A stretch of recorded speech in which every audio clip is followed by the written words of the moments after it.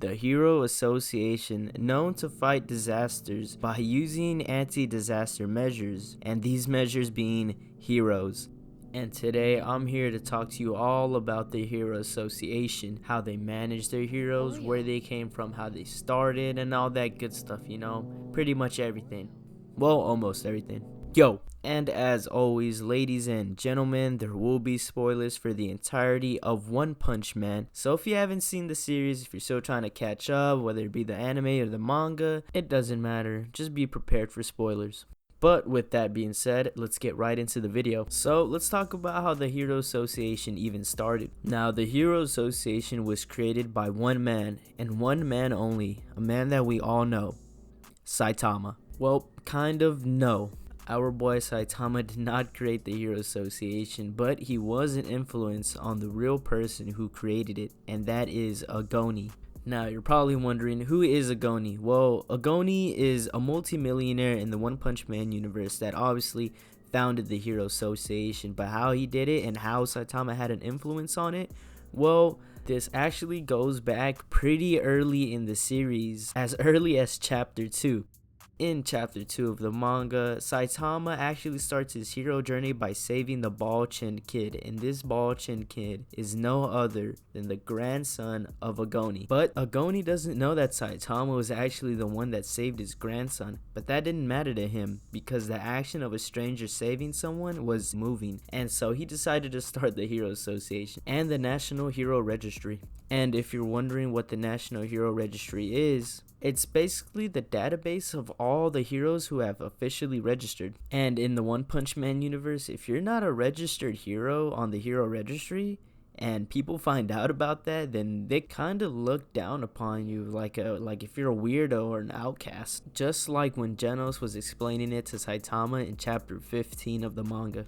But like I said, when Agoni came up with the idea of the Hero Association, he did using private funds of businesses and donations from the public. When the Hero Association was founded, they didn't have the class systems we're all familiar with, the normal C class to S class. Instead, they initially divided from C to A class, and a similar system was used for monsters. For example, the disaster level demon was not called demon, but simply mysterious being that could only be defeated by a group of A-class heroes. So how did they go from the C to A-class, you're asking? Well, the creation of the S-class came about whenever the Hero Association recognized that certain heroes were really powerful, and they were consistently defeating monsters that other top-ranked heroes failed to defeat. And of course, the Hero Association didn't want these very powerful people to go unnoticed. They wanted their talents revealed because these guys were just beating disaster level dragons left and right. You get what I'm saying? These guys were just at the top of the top. And so they decided to make a new class especially for them.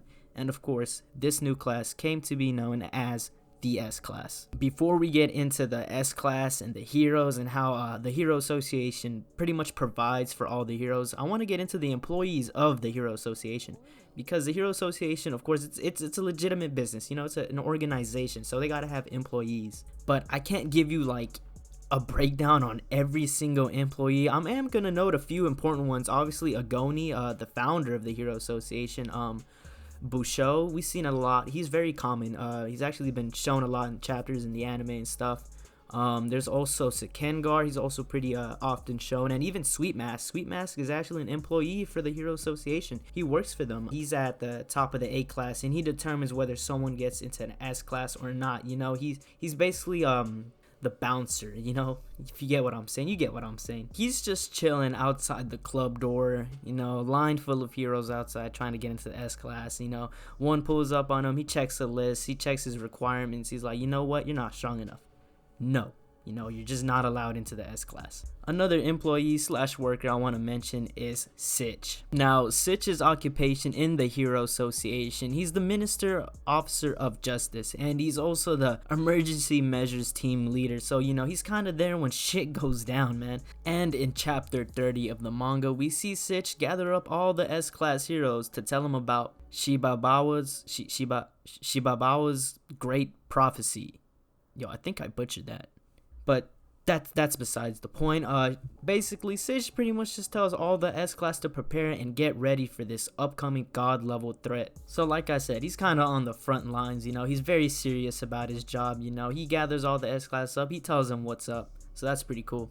But like I said, there's a lot of workers, and you know, they all have little roles just like in real life. You know, it's their job. You know, the Hero Association staff are the people who send reports to the public, whether it's a monster, natural disaster, or any other crisis, you know, on the disaster level scale. So shout out to them, man. So let's get into the hero stuff. We know that there's a national hero registry where people who are interested in becoming a hero and want to be a hero, right? They sign up there, they take the physical exam that we saw Saitama completely fucking no diff. And if they pass all the exams, they get placed in a ranking, whether it be C, B, A, or the highest S. They just get placed in one of those depending on their physical exam too, because there's two different exams. I'm pretty sure there's like a written one where it tests your intelligence and all that stuff.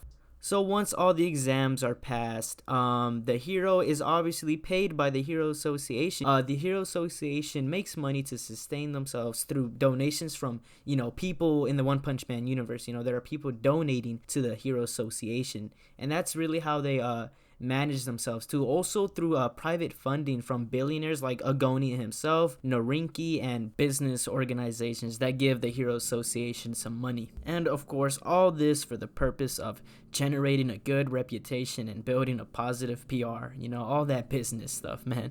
Now, of course, there's never really a good side to everything. You know, everything has a bad side, and the Hero Association is not far from that. Okay, there's really heavy criticisms of the Hero Association, and I'm gonna list some of them. First thing I really want to list off is that the One Punch Man universe, you know, they really rely on the Hero Association. You know, they don't use the army, they don't use police. You know, you notice that they only use these heroes. They heavily rely on them, and it's been shown multiple times that there are people in the public that are not heroes, that are not registered as heroes, that are shown to be even more powerful than the heroes within the S-Class rank and just the Hero Association overall. You know, we have people like Suryu, Bomb, you know, them, you know, they're not in the Hero Association, but they can handle themselves pretty well. Another thing I want to list off is because of how the ranking system works in the Hero Association, the heroes pretty much become some assholes. Not all the heroes, but some heroes. You know, a lot of them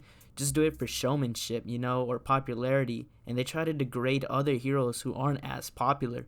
And we've seen this a lot over the series. Example being is when Saitama destroyed the meteor and people were just shitting on him, to say the least. And not only that, but the ranking system in the Hero Association pretty much created a very competitive and sometimes antagonistic culture. A lot of heroes created factions to retain their ranks, you know, and so that they can send multiple people to dispatch threats that go on in multiple cities and stuff. So they can pretty much just dispatch a lot of people, which improves their rank overall, but it's kind of unfair, you know. We've seen this happen with Fubuki's Blizzard group, you know. They're in the B class, and they try to prevent lone heroes from rising to the top, you know, trying to get to the A class, trying to get to the top of B class, you know. It's pretty fucked up. Another faction slash group is the SClass Hero Alliance, which is just a bunch of SClass heroes who often work together, you know, to perform their hero activities, you know, due to their lack of like individual talent. You know, these guys aren't as strong, so they have to pretty much work together to rise up through the ranks. And another one is, of course, Atomic Samurai and his small little group with his disciples. That's another one. And also Tank Top Master. He has an army full of like gym bros and shit.